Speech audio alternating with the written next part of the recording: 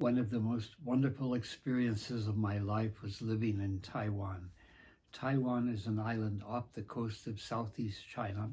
It's a place to which many holy people, intellectual people, and truly Chinese people went to escape both of the earlier Qing dynasty, the Manchu, and then the communists as well. Taiwan always should be left free, not a part of mainland China, to provide a refuge and a place for people who follow the true spirituality of China. China's spirituality actually works for everybody, and that's something I learned and was highly approved of in spite of all my other professions that I had lived this wonderful life. The city of Hsinchu, of all those cities, is special because it's so powerful in Daoism, and the city of Taipei is the controlling place or the political place. So this beautiful book was published sometime in the late 19th century and then republished in the 20th century. It's called Confucianism or Politics Are Not Daoism, which is one's own personal spirituality. So we mustn't let our spiritual life and our own personal life be controlled by politics or politicians. We have to let it be controlled by what we do for other people.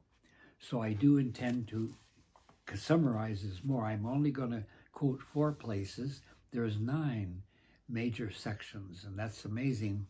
9, of course, represents from birth to death.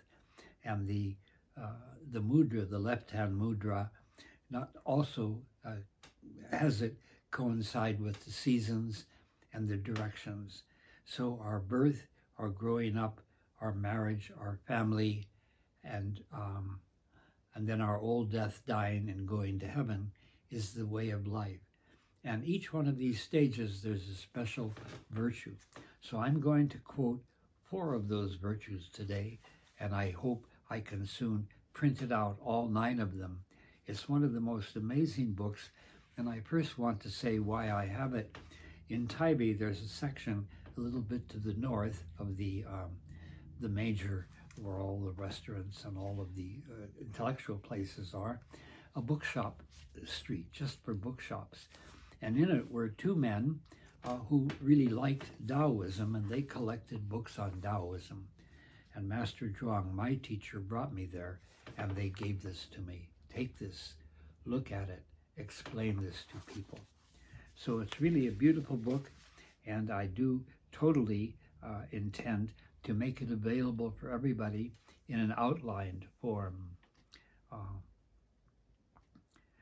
What it says in the beginning is, we must always recognize the difference in men and women. Men have their way of supporting the family, but women are that which make the family work. So always consider the mother the most important part of your family and respect what she says. So that's the first admonition. There's many more. The next one I want to quote is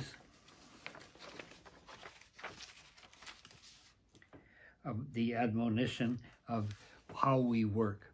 Our life, no matter what other things are, millionaire or not, there's 2 things that all of us must have: food to eat and clothes to wear. And therefore the most important people in our life are those that grow the food and then make it for us, and those that make the cloth and make clothes for us. Without clothes, we can't stay warm or go anywhere. Without food, we will die. So please always be very careful and cautious of those people who make clothes for you, and buy the proper clothes and don't overcharge. And always be very, very careful to take care of those people that grow the food and cook it for it. And for that reason, think of the mother. The next part I want to say is how important the mother is, the daughter is, to take care of the father and the mother. In old age, who will take care of you? Not your son. He marries another woman, and he has to take care of her and that family. It is your daughter that takes care of you. And so in your life, always be respectful to your daughter, fathers and mothers. but especially fathers. If you want to live to old age, cherish your daughter. This is the greatest gift you ever have. And finally, it talks to the daughter. And what it says, it's a beautiful concluding passage. Because you take care of your aging parent, your aging mother and father, all of nature and the divine will love you and take care of you. Isn't that a beautiful book? I'm so grateful that these two men came out and said to me, Father Michael, take this, follow this, and teach it to your people. Thank you.